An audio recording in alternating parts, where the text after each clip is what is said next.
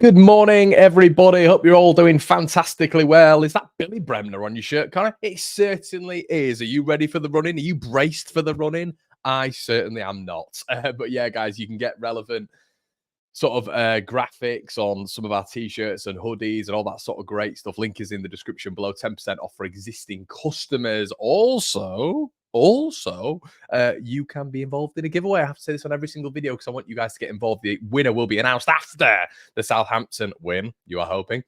Yeah, make sure you get into the comment section below. Check the previous video for all the instructions you need to do that. But yeah, if you want to just type in in the comment section below, Leeds are going up, or we are going up, you will be selected, but you need to do a few other things to be part of the competition. Make sure you check out the previous video. It'll be right at the beginning. I'm not going to waffle and bore you guys with that today, but free giveaway, free merchandise, and you can select whatever you want. So there we go. Make sure you do that. You have to be subscribed to the One Leeds Fan Channel, of course. Let's get into your day news then. Your day news, your Leeds United news. That doesn't make any sense, Connor. Okay, straight off the bat, Marc Roca. Viva Marc Roca, come to United and win the championship. Yep, that'd be nice next season, wouldn't it? But nice if we remain in the championship. Will Zinedine Zarocca come back to Leeds United and guide us to the Premier League? No, I'm joking. Listen, it's all poppycock. It's all rubbish. It's all fabrication. Marc Roca, I don't think will be coming back to Leeds United. And believe it or not, everybody, I don't think the sun shines out of you-know-who's bottom either. I just think that he was technically a good player and he was put in the wrong system. A lot of wrong systems. So it'd be really interesting to see him in a Farke system. I see him as a little bit of a Mario Vrancic, which is quite a good comparative to his days, Daniel Farke's days at Norwich. It'd be so interesting to see Marc Roca in the Championship. Obviously, there was a lot of criticism, which said he wasn't physically able, he wasn't athletic, wasn't sort of part of that athletic brow. So in the Championship, where it's lower on all those fronts, it'd be interesting to see. But yeah, basically, there has been a few publications over in Spain saying today that apparently if Betis are waiting on Leeds United's outcome because they want Marc Roca back, but they will take him back on loan, obviously to fit the the amortization which Leeds will be abiding by. They want him back on loan next season. They can't afford the actual fee. They know if Leeds go to the Premier League, they're going to be demanding a little bit more, so they will not go for Marc Roca.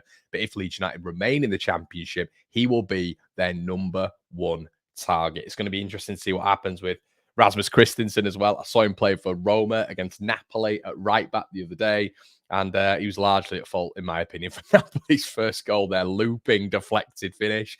And yeah, listen, it'll be interesting to see what happens to him because he's still getting minutes. He's still getting minutes, which is staggering, absolutely staggering. One of the worst technical footballers I've ever seen in a Leeds shirt. And you can bring up all the League One players. Rasmus was part of that bracket for me. But yeah, I wonder what happens with him. It's going to be interesting to see how that develops. So yeah, we'll wait and see on that one. So the triple Leeds United threat going into the press conference today. So what are we looking at? I'm personally looking at Con Roberts, Dan James, and Patrick Bamford. Obviously, we're going into this weekend with horrendous form. It has to be said. And is Daniel Farke gonna have to axe a few?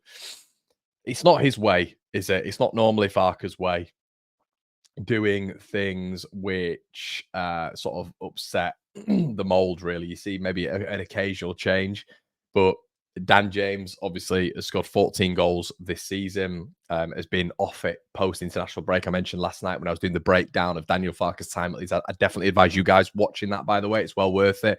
A bit of a balanced view on what's going on at Leeds and what we're doing going forward. But what I would say is, the change of Bamford coming in, I think has to be made if it is a comparison of Bamford versus Perot. There's one winner there, obviously. Joel Perot just does not fit this side whatsoever, this setup at all. So, yeah, I would not be starting or sort of probably including Joel Perot in this, to be quite honest with you guys. I think right now he sits below Joseph, and there's an argument right now he sits below Joe Gelhardt as well. Some of you will think that is absolutely mental. Some of you will say Connery's had 15 goal contributions this season. We bought him for around about 16 million quid. I genuinely believe proactively Joe Gelhardt would influence more minutes off the bench than Joel Perot right now. That's what I believe. And it's not based on anything that he's done this season. It's not. But it is based on those technical abilities that we all know Joe Gelhardt has. And also, believe it or not, everybody, something that everybody forgets. Joe Gelhardt, in large periods of Leeds United's recent history, has stepped up massively. You know, we all talk about Rafinha. We all talk about, Harrison in certain periods. But Joe Gelhardt has stepped up for Leeds United, and you do wonder for a 35-minute cameo in that number 10, which we've not seen enough of him in with his time at Leeds United, in that number 10, just in behind a Bamford or just in behind a Joseph at points. I think he'd be, I really like that change. We mentioned as well, Charlie Cresswell, set piece influence coming off the bench. I don't think he's going to start, but at least bringing him, in off the bench for certain periods of time, doing the old Hail Mary that a lot of championship clubs do, where it's just get the ball up, win it, and score. I know it sounds basic when it comes to this aerial threat, but it's a big thing in the championship. We all know that. So I'd like to see that. But realistically, Connor Roberts, Dan James, and Pat Bamford are going to be back in the fold. They're going to be spoken about by Daniel Farke in the presser today. So what do you do? I think how I'm looking at it right now is realistically, I think what he's going to do is he's going to bring Glenn back into the central defensive midfield. He's going to put Archie right back, and we're going to see Ampadu, Rodon, Firpo, and it's going to be a Somerville, Nonso, Rutter. He'll keep him in there. You can't really take Rutter out, can you? And then Bamford. I think that's going to be the change for the Southampton game. Now, the question I want to pose to you guys is, would you look at rotation for this game? Would you look at Leeds United potentially going a little bit different? Would you look at involving a Cresswell? Would you look at putting Ampadu back in midfield? Would you look at doing Gelhardt in the number 10? All these things that you might change. Would you put Dan James in for Willie Gnonto? I personally wouldn't, but all these rotational aspects not only aid Leeds for the playoffs because certain individuals get more rest, but also it's a little bit of a litmus test. It's a look ahead. Can you perform? Can you perform in these big games? And the thing which I think we all need to look at as well is the team who we're playing. The team who we're playing are within the playoff structure, as we know. But the team we are playing as well are a decent team, are a really decent team. And look, recent form hasn't been great for them, of course, but they're a good team. Southampton are a really good team, and they're going to come and they're going to try and dominate the game against Leeds United. And I think maybe some fans are taking that a little bit lightly with the form that Leeds are in at the minute. Southampton are not great at this moment in time. They are not great. However, they have good technical players. Brooks, both Armstrongs, Sekumara, and Bednarek and Taylor Howard, Bellis, Kyle Walker-Peters. They're a good team. Small Burns had a good season. They're a good team, Southampton. So on their day, they can beat anyone in this division. But on our day, we can also beat anyone in this division. So it's going to be fascinating to see what Daniel Farke does, because I firmly believe the 49ers will be looking at him.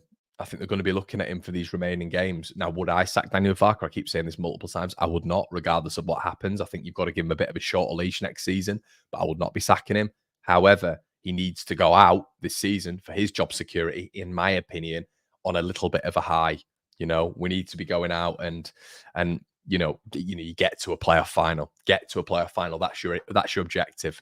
Your objective is to get to a playoff final and then do your best to win the playoff final. But I think Leeds going out a damp squib after a 90-point season, it isn't a great look, in my opinion. But we'll have to see how that one progresses. But I'm interested to hear what you guys think. Would you put Roberts back in for Archie? There's a conversation there. Experience with Connor Roberts, big moments Connor Roberts has been involved in for Burnley at this stage of the season. It's been pivotal. Would you put Connor Roberts in? Is Archie struggling at this moment in time? Would you genuinely look at moving Ampadu in midfield and putting Cresswell in? I'm really interested to hear what you guys think.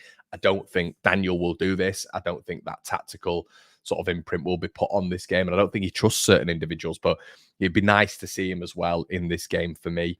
Utilize substitutions a little bit earlier and take those learnings. Everybody learns every single day. We all learn. We're not all right all the time. We don't need to be stubborn. We need to learn, and I'm hoping that throughout even just the Southampton game, he makes substitutes early if it's not working for Leeds United. And just, as I've just mentioned, we all get through that period. I think managers have to learn as well on the job. You see them being pragmatic, you see them changing. But as we illustrated in the video yesterday, which I definitely urge you all to go and watch, in the QPR game in particular, which we focused on the end of yesterday's video, I was a little bit worried, and I put reasons in there as to why, in comparison to Marty Cifuentes and Daniel Farke and the tactical adjustments that were made. But guys, that's going to be it from me. I'll be back probably with a little reaction to the playoffs the playoffs, the press conference, and we're going to probably doing that live from Ellen Road as well. We'll see what we can do. It's been an absolute pleasure. You'll have your instant match reaction there, as your instant press conference reaction, I should say, and make sure you like, comment, and subscribe. As I say, get involved in the giveaway if you want to be there for the Patreon. Everybody, we are going to be doing Generation Leeds today. Or tomorrow. We'll have to wait and see, but it will be released obviously before the Southampton game. Guys, it's been an absolute pleasure. I'll see you in a bit. Cheers.